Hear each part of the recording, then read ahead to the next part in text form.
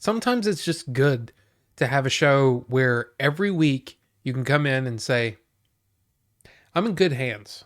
Welcome back to Order 42. And yes, we are going to be talking about The Last of Us, which means that yes, I will be talking about spoilers in this episode. Not like crazy spoilers for like the end of the series or anything like that, or what's coming or anything like that. But spoilers for the episode. So if you haven't seen it, that's your warning. It's got to be really, really cool for Neil Druckmann to see his creation come to life. Not just in a video game form, but in real life, like standing right there.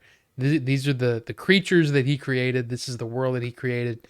It's very, very cool. And he actually got to direct this episode, which yeah, very, very impressive. Now, I don't know if it's the plan going forward to have sort of a look back at how everything started, but this one in particular that takes place in Indonesia, it was super impressive, like and effective, like just like that beginning scene in the first episode where it's sort of like hey, what's more dangerous, viruses? No, viruses aren't that effective, aren't that scary.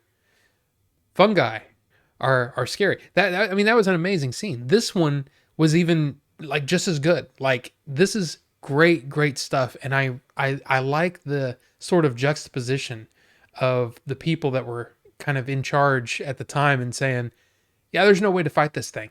Now, I don't think you can talk about Last of Us, and in particular this episode, without talking about the set design, the visual effects. Everything is so seamless that it's super impressive to see. I mean, it's like I have ideas from when I watched the game. I didn't play the game, but watching the playthrough of the game, I remember that.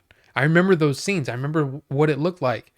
And to see it in just this seamless way presented on this show, it's just it's jaw-droppingly good. One of my favorite storytelling techniques, or even maybe a trope. I don't even know what you consider that. I think it's more of a like a technique.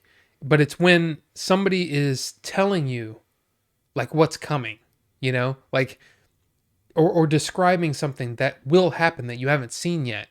So it's almost like you have it in your head what to expect before it actually comes to pass.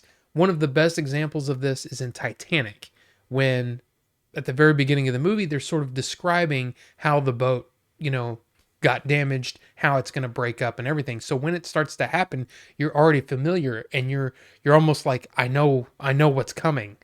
And it's a really cool thing. Here, they're describing all of the different creatures before we've even seen any. And it's really effective at just, I mean, the tension. When they finally get to the clickers, it is palpable. And it's such a good, man, I'm just so impressed with that. Now, one of the biggest changes so far, at least, from the game, is this idea that the spores or the infection can sort of communicate with other infected, and it's actually really kind of a cool scene watching it kind of play out, and very cool stuff. And I actually like the idea that there's another level of tension that they put into it. I mean, from the video game, because there's no way that you could control where you step, in a video game, really. But here it adds that extra level of tension that I think is really cool. Now, of course, it's sad that we lose Tess here. I mean, Anna Torv is great. She was great in Fringe. If you never saw that show, that's a really good show, by the way. It's kind of X-Files ish, but always always a good time.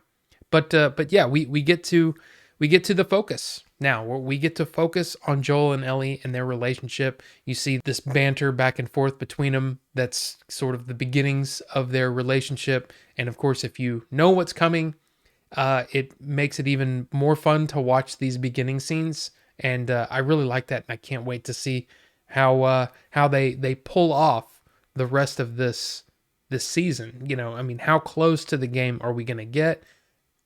I don't know. All I know is I'm very excited, and again, that feeling of ease when the show starts and you're just like, Just show me a good time. And it's really nice to be able to watch something and not really have any problems with it.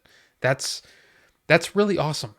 So yeah, I mean, I didn't think I was going to do a weekly episode sort of review on Last of Us, but it's so good that I just wanted to talk about it, you know, and it took over every plan that I had for today. So yeah, I hope you guys enjoyed it too. Please let me know down in the comment section what you're thinking about it. Of course, if you're liking it, or if you have any problems with it, you know, let me know. I'm curious to see what people think about it. But anyway, thank you all so much for watching, and we'll see you on the next one.